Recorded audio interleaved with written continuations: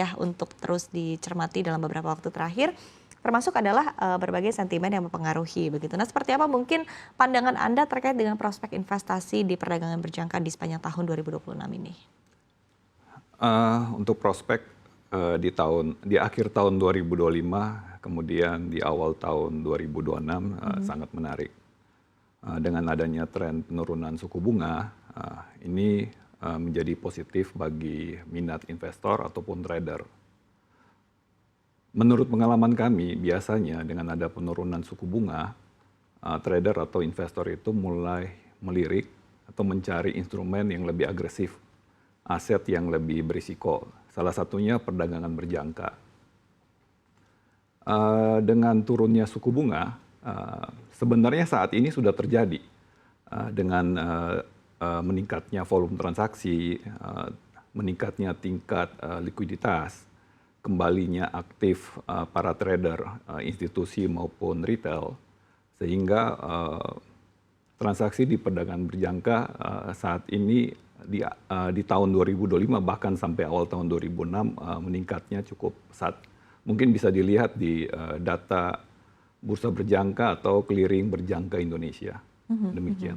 Oke, baik. Tapi pengaruh dari berbagai sentimen yang ada saat ini, seperti apa sih efeknya kepada komoditas yang diperdagangkan di bursa berjangka? Kita lihat ya mungkin dari kebijakan The Fed sendiri, begitu ya, kemudian dari internal Amerika Serikat, belum lagi sikap Amerika Serikat yang berpengaruh kepada geopolitik dunia, begitu ya, belum dari dalam negeri juga, begitu. Seperti apa? Tentu ini mendapat perhatian khusus dari para investor ataupun trader, karena misalnya sebagai contoh isu geopolitik yang terjadi dari mulai perang Rusia-Ukraina, kemudian geopolitik yang terjadi di Timur Tengah, eskalasinya melebar sampai melibatkan Iran dan Amerika, yang baru-baru ini terjadi, contohnya seperti di Venezuela, kemudian ada drama sedikit mengenai Greenland. Nah, ini mempunyai pengaruh untuk volatilitas harga, khususnya komoditas-komoditas dalam kontrak berjangka.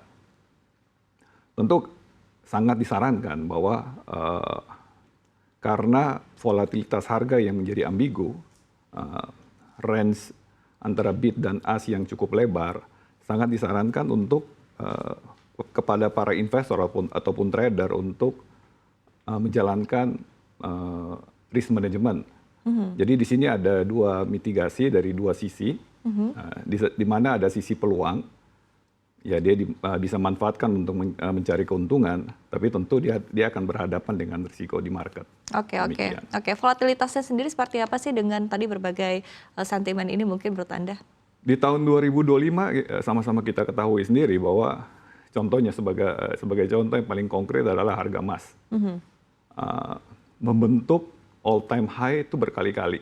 Ya, saya lupa berapa kali, tapi saat ini di harga kurang lebih 5.500 per troy ounce. Ya, untuk level all time karakter. high. Jadi all time high, kemudian terjadi koreksi, begitu berkali-kali. Ini memberi dampak positif bagi kami sebagai pelaku pasar tentunya. Jadi dengan pembentukan pola harga seperti ini, menarik minat para investor atau trader untuk kemudian melakukan transaksi. Nah, demikian. Baik, tapi di sisi mungkin dari sisi tren customer behavior ya, dari sisi para nasabah begitu pengguna layanan dari Quick Pro sendiri, melihatnya seperti apa sih? Tentu mungkin tren yang terjadi dalam beberapa waktu terakhir, mungkin dari sisi seberapa banyak retail, seberapa banyak yang selain retail, kemudian juga nilai transaksi dan pola-pola transaksi apa sih yang sebetulnya dilihat dalam beberapa waktu terakhir? Jadi terkait dengan pola transaksi, karakter dari trader atau investor di perdagangan berjangka, ini sebenarnya terkait dengan spek kontrak atau diferensiasi dari instrumen perdagangan berjangka dibandingkan dengan instrumen keuangan yang lain.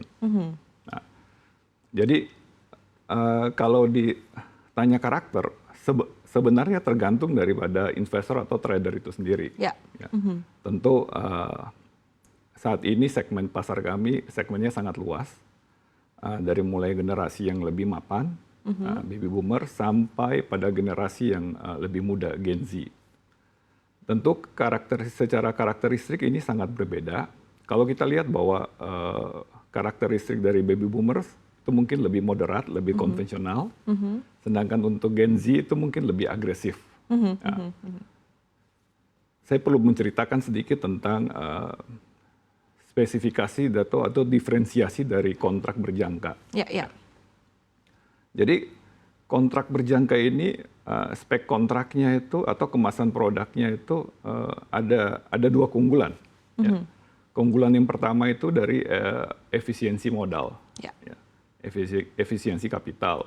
Karena sistem yang digunakan adalah sistem leverage.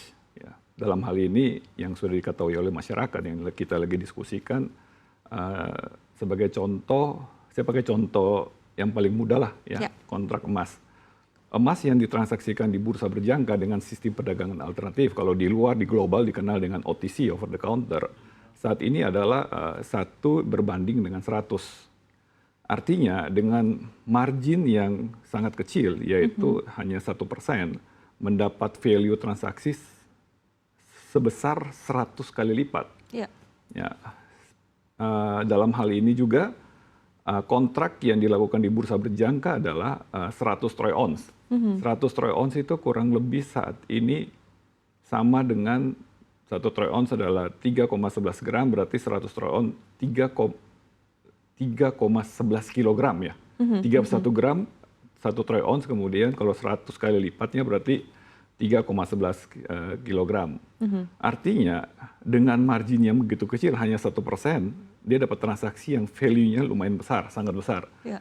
Di sana ada efisiensi dari modal. Dengan modal yang sekecil-kecilnya bisa dapat keuntungan, tapi tentu dia akan berhadapan juga dengan risiko yang berbanding. Ya, ya. ya, ya. Kemudian keunggulan yang kedua dari spesifikasi diferensiasi atau spesifikasi kontrak yang ada di bursa berjangka adalah two ways opportunity. Jadi selain tren bullish, ya kan, tren bearish pun bisa dimanfaatkan untuk mendapat peluang keuntungan. Ya, ya. Kalau di transaksi konvensional atau instrumen keuangan yang lain, cuma ada satu kesempatan. Ya, ya. Selalu trader investor berharap bullish, kemudian selalu. disitulah ada peluang buat dia. Ya, ya. Nah, kalau bearish market merah ya Time jadi to sedih, buy. ya kan? Jadi boncos, tidak Ya, jadi ya. cuan. Nah, tapi kalau di instrumen ini tren bearish bisa dimanfaatkan. Kenapa bisa demikian? Karena investor atau trader bisa mengambil posisi short atau posisi selling. Kenapa demikian? Selalu dipertanyakan, loh, kenapa harus bisa sell tanpa memiliki barang atau short? Ya, ya. Karena tidak ada serah terima barang. Ya. Tidak ada deliver barang sehingga bisa dimungkinkan. Sebenarnya kontrak-kontrak seperti ini sudah ada di baru-baru ini tahun 2025, kalau saya lihat sudah ada di instrumen yang lain, yaitu mata uang kripto. Ya.